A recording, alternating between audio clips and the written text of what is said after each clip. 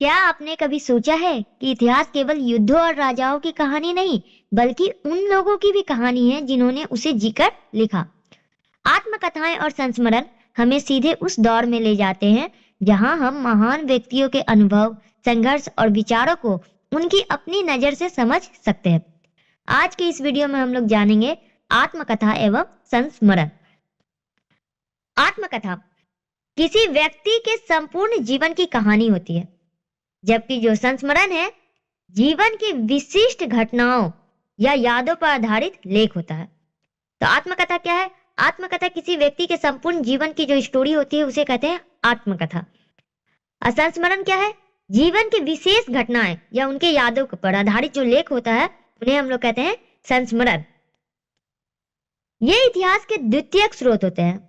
आत्मकथा और संस्मरण जो है इतिहास के द्वितीयक स्रोतों में शामिल है, जो समाज का सूक्ष्म वर्णन करते हैं और व्यक्तिगत अनुभव प्रदान करते हैं। व्यक्तिगत अनुभव मतलब खुद का अनुभव।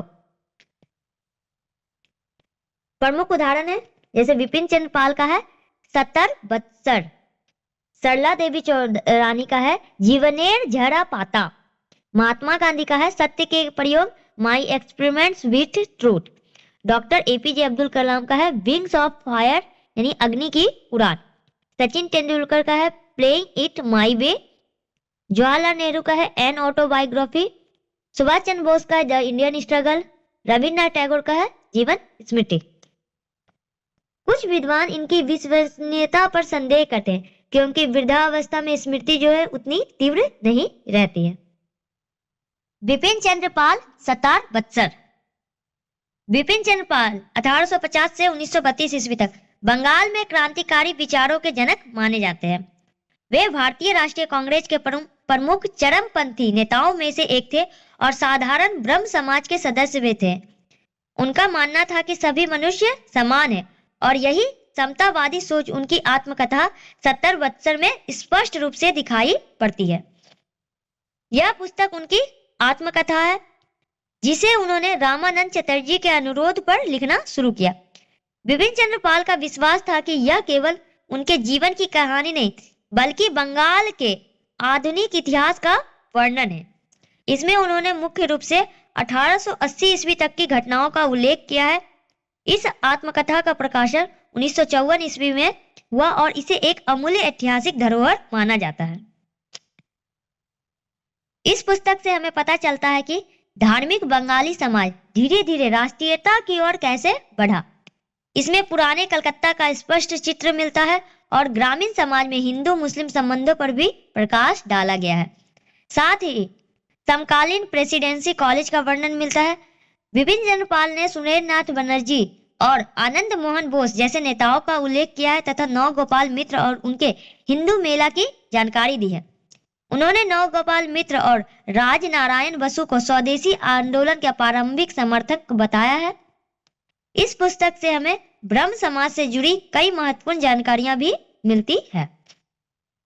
70 बत्सर केवल एक आत्मकथा नहीं बल्कि उस समय के समाज, इतिहास और राजनीति को समझने का एक महत्वपूर्ण स्रोत है।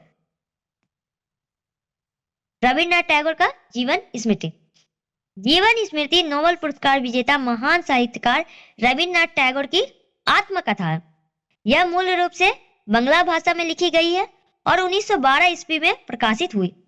इस पुस्तक में टैगोर ने अपने जीवन के प्रारंभिक 27 वर्षों और बचपन के विभिन्न घटनाओं का सरल भाषा में वर्णन किया है। टैगोर का बचपन कठोर अनुशासन में बीता। वे घर पर ही शिक्षा प्राप्त करते थे और प्रकृति के बीच रहकर पढ़ाई करते थे। खिड़की पर बैठकर प्राकृतिक दृश्यों को देखते और उन पर कविताएं लिखते थे। इस पुस्तक में बच्चों के मनोविज्ञान का भी वर्णन मिलता है। उनका मानना था कि बचपन में बच्चों पर किसी प्रकार का दबाव नहीं डालना चाहिए। इस ग्रंथ में उनके बचपन की कविताएं और छोटी कहानियों का उल्लेख है। साथ ही उस समय के बंगाल के ग्रामीण वातावरण, पारिवारिक जीवन, सामाजिक आर्थिक स्थिति, सांस्कृतिक जीवन और शिक्षा व्यवस्था का सहज वर्णन किया गया है। सरला देवी चौधरानी 1872 से 1945 ईस्वी। सरला देवी चौधरानी स्वर्ण कुमारी देवी और जानकी नाथ घोषाल की पुत्री तथा रविन्द्रनाथ टैगोर की भतीजी थी। उन्हें आधुनिक बंगाल की प्रथम नारीवादी व्यक्तित्व के रूप में पहचाना जाता है। उन्होंने 1910 ईस्वी में महिलाओं की शिक्षा के विकास के लिए भारत स्त्री महामंडल की स्थापना की। राजनीतिक रूप से वे स्वदेशी आंदोलन और लक्ष्मी भंडार से गहराई से जुड़ी थी। युवाओं में शक्ति संचार के लिए उन्होंने 1902 ईस्वी में वीराष्टमी उत्सव प्रारंभ किया, जहां तलवार और लाठी चलाने की कला का प्रदर्शन होता था। उनका मानना था कि राष्ट्रीय आंदोलन की सफलता के लिए युवाओं का शारीरिक रूप से मजबूत होना अत्यंत आवश्यक है। उनकी आत्मकथा का नाम जीवनेर झाड़ापात है, जिसमें जीवनेर झाड़ापात का अर्थ होता है जीवन के झड़े हुए पत्ते, जो पहले देश पत्रिका में धारावाहिक रूप से प्रकाशित हुई थी। इस पुस्तक में उन्होंने ब्रिटिश भारत में होने वाले आर्थिक शोषण और मजदूरों पर होने वाले अत्याचारों का बेबाक होकर वर्णन किया है। इस प्रकार दोस्तों, आज हम लोगों ने आत्मकथा और संस्मरण के बारे में पढ़ा। हमारे साथ आगे बने रहने के लिए हमारे वीडियो पर लाइक, कमेंट, शेयर और सब्सक्राइब कीजिए।